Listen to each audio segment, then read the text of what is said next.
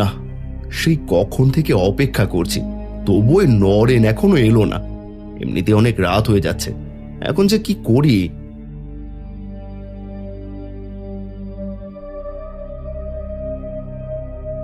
এই যে এতক্ষণে তোমার আসার সময় হলো, তাই তো?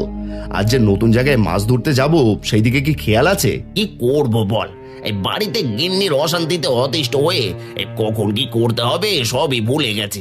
আরে সংসারে এমন ঝগড়াঝাটি হয়েই থাকে, কয়দিন পর সব ঠিক হয়ে যাবে। এবার তাড়াতাড়ি চল দেখি, অনেক দূর যেতে হবে। হ্যাঁ হ্যাঁ চলো।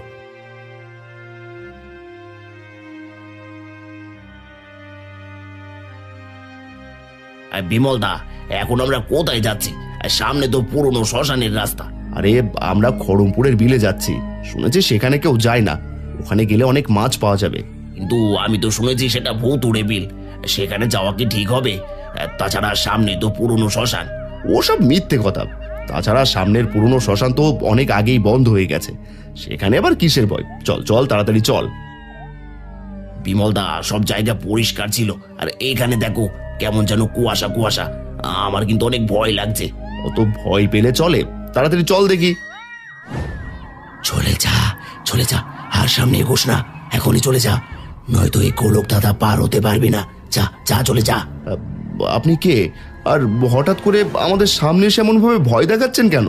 আমি কে তা জানার দরকার নেই, কিন্তু সামনে শুধু ভয় নয়, ভয়ঙ্কর কিছু অপেক্ষা করছে। যা যা, চলে যা, চলে যা বলছি।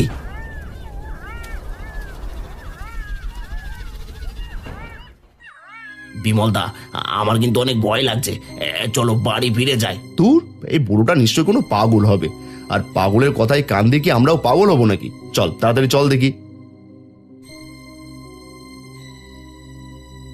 এই তো আমরা বিলে পৌঁছে গেছি, নে এবার জলে নেমে মাছ ধরা শুরু কর। বিমল দা, শ্মশানটা পার হওয়ার পর থেকে শরীরটা আমার কেমন জানি খারাপ করছে। আজ মাছ না ধরলে হয় না, কাল না হয় এসে মাছ ধরবো। আরে সে যখন পড়েছি তাহলে কিছু সময় তো দেখতেই হবে। যদি এখানে ভালো মাছ থাকে তাহলে প্রতিদিন এসে মাছ ধরবো, আর যদি মাছ না থাকে তাহলে কাল থেকে আর এখানে আসবো না। ঠিক আছে, তাহলে চলো।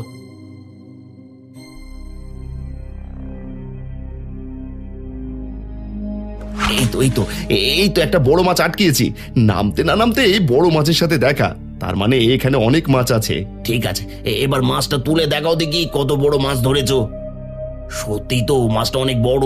হ্যাঁ রে, মনে হচ্ছে এই বিলে অনেক বড় বড় মাছ আছে। আমাদের আরো কিছু সময় দেখতে হবে। ঠিক আছে, দেখো।